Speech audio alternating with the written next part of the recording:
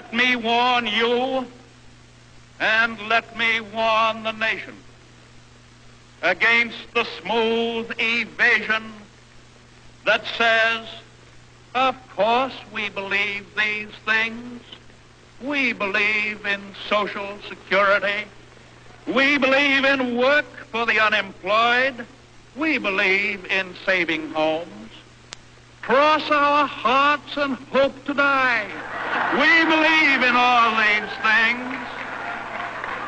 But we do not like the way the present administration is doing them. Just turn them over to us. We will do all of them.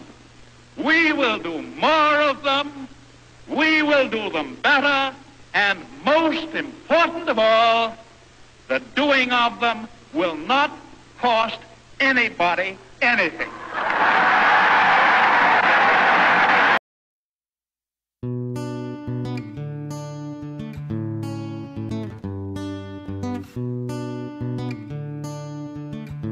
Point. Every other major country on earth, everyone, including some small countries, say that when a mother has a baby, she should stay home with that baby. We are the only major country that is an international embarrassment that we do not provide paid family and medical leave. Second of all, the Secretary is right. Republicans tell us we can't do anything except give tax breaks to billionaires and cut Social Security, Medicare, and Medicaid. That's not what the American people want.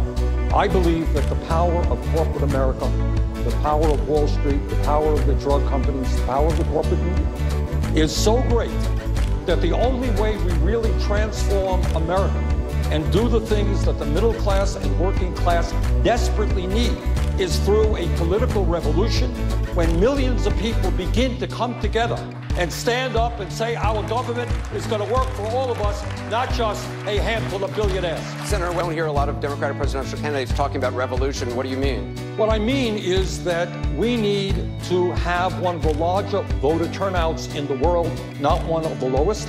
We need to raise public consciousness. We need the American people to know what's going on in Washington in a way that today they do not know. And when people come together in a way that does not exist now and are prepared to take on the big money interest, then we can bring the kind of change we need. Bernie, I don't think the revolution's going to come. Well, that's not true. But the only way we can get things done is by having millions of people coming together. If we want free tuition at public colleges and universities, millions of young people are going to have to demand it and give the Republicans an offer they can't refuse. If we want to raise the minimum wage to $15 an hour, workers are going to have to come together and look the Republicans in the eye and say, we know what's going on. You vote against us, you are out of your job. I think that there is profound frustration all over this country with establishment politics.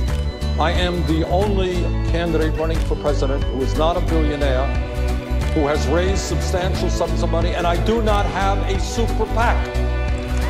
I am not raising money from millionaires and billionaires. And in fact, tonight, in terms of what a political revolution is about, there are 4,000 house parties, 100,000 people in this country watching this debate tonight who want real change in this country. Why? Let us be clear that the greed and recklessness and illegal behavior of Wall Street, where fraud is a business model, help to destroy this economy and the lives of millions of people. Let me say something that may not be great politics, but I think the Secretary is right. And that is that the American people are sick and tired of hearing about your damn emails. Thank you. Me too. Me too. You know? The middle class, Anderson. And let me say something about the media as well. I go around the country, talk to a whole lot of people. Middle class of this country is collapsing. We have 27 million people living in poverty. We have massive wealth and income inequality. Our trade policies have cost us millions of decent jobs. The American people want to know whether we're going to have a democracy or an oligarchy as a result of Citizens United. Enough of the emails. Let's talk about the real issues facing America. Thank you, Bernie. Thank you.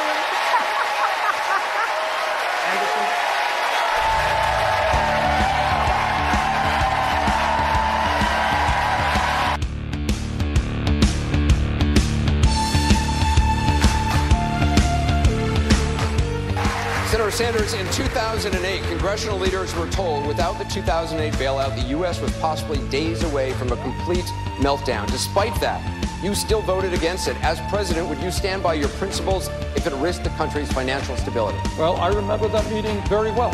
I remember it like it was yesterday. Hank Paulson, Bernanke came in, and they said, guys, the economy is going to collapse because Wall Street is going under. It's going to take the economy with it. And you know what I said to Hank Paulson? I said, Hank, your guys, you come from Goldman Sachs, your millionaire and billionaire friends caused this problem. How about your millionaire and billionaire fans paying for the bailout? Not working families in this country. So to answer your question, no, I would not have let the economy collapse. But it was wrong to ask the middle class to bail out Wall Street. And by the way, I want Wall Street now to help kids in this country go to college, public colleges and universities, free with a Wall Street speculation. CNN visited college campuses along with Facebook, and not surprisingly, college affordability was among the most pressing issues. Senator Sanders, you've mentioned a couple of times, you do have a plan to make public colleges free for everyone. Secretary Clinton has criticized that in saying she's not in favor of making a college free for Donald Trump's kids. Let me tell you, Donald Trump and his billionaire friends under my policies are going to pay a hell of a lot more in taxes today. Taxes in the future than they're paying today. But in terms of education, this is what I think. This is the year 2015. A college degree today, Dana, is the equivalent of what a high school degree was 50 years ago. And what we said 50 years ago and 100 years ago is that every kid in this country should be able to get a high school education regardless of the income of their family. I think we have to say that is true for everybody going to college. Check the record. In the 1990s, and all due respect, in the 1990s, when I had the Republican leadership and Wall Street spending billions of dollars in lobbying, when the Clinton administration, when Alan Greenspan said, what a great idea it would be to allow these huge banks to merge, Bernie Sanders fought them and helped lead the opposition to deregulation. Today, it is my view that when you have the three largest banks in America are much bigger than they were when we bailed them out for being too big to fail, we have got to break them up. In my view, Secretary Clinton, Congress does not regulate Wall Street. Wall Street regulates Congress, and we have got to break off these banks. Going to them and say, please do the right thing. No, that's not what, kind of naive. I think we agree on the goals, we just disagree on the means. In the Congress, and some Democrats, were talking about cutting Social Security and benefits for disabled veterans through the so-called change CPI. I founded a caucus called the Defending Social Security Caucus.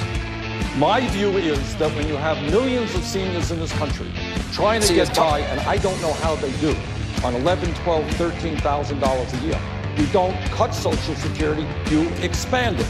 And the way you expand it is by lifting the cap on taxable income so that you do away with the absurdity of a millionaire paying the same amount into the system as somebody making $118,000. You do that, Social Security is solvent until 2061, and you can expand that. My question for the candidates is, do Black Lives Matter or do all lives matter? The question from Arthur in Des Moines is, do Black Lives Matter or do all lives matter? Let's put that question to Senator Sanders. Black Lives Matter. And the reason those words matter is the African American community knows that on any given day, some innocent person like Sandra Bland can get into a car, and then 3 days later, she could end up dead in jail, or their kids are going to get shot. We need to combat institutional racism from top to bottom, and we need major, major reforms in a broken criminal justice system in which we have more people in jail than China. And I intend to tackle that issue to make sure that our people have education and jobs rather than jail cells. Governor.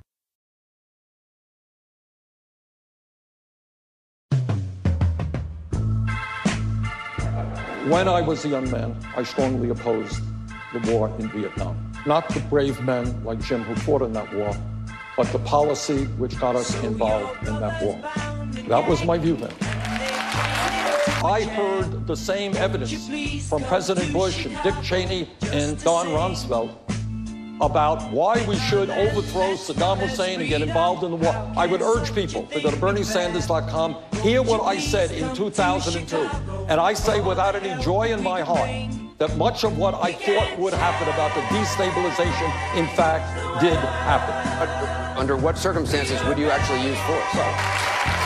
I am not a pacifist, Anderson. I supported the war in Afghanistan. I supported President Clinton's effort to deal with ethnic cleansing in Kosovo. I support airstrikes in Syria and what the president is trying to do. Yes, I happen to believe from the bottom of my heart that war should be the last resort, that we have got to exercise diplomacy. But yes, I am prepared to take this country into war. Well, let's understand that when we talk about Syria, you're talking about a quagmire in a quagmire. You're talking about groups of people trying to overthrow Assad, other groups of people fighting ISIS. You're talking about people who are fighting ISIS, using their guns to overthrow Assad, and vice versa. I'm the former chairman, Anderson, of the Senate Veterans Committee. And in that capacity, I learned a very powerful lesson about the cost of war. And I will do everything that I can to make sure that the United States does not get involved in another quagmire like we did in Iraq, the worst foreign policy blunder in the history of this country. We should be putting together a coalition of Arab countries who should be leading the effort. We should be supportive, but I do not support American ground troops in Syria. Senator Sanders, final closing thought, 90 seconds. This is a great country, but we have many, many serious problems. We should not be the country that has the highest rate of childhood poverty of any major country and more wealth and income inequality than any other country. We should not be the only major country on earth that does not guarantee health care to all of our people as a right of citizenship. And we should not be the only major country that does not provide medical and parental leave, family and parental leave, to all of our families. Now, at the end of the day, here is a truth that very few candidates will say, is that nobody up here, certainly no Republican, can address the major crises facing our country unless millions of people begin to stand up to the billionaire class that has so much power over our economy and our political life. Jim Webb is right. Money is pouring into this campaign through super PACs. We are doing it the old-fashioned way, 650,000 individual contributions. And if people want to help us out, BernieSanders.com. We are averaging $30 a piece. We would appreciate your help.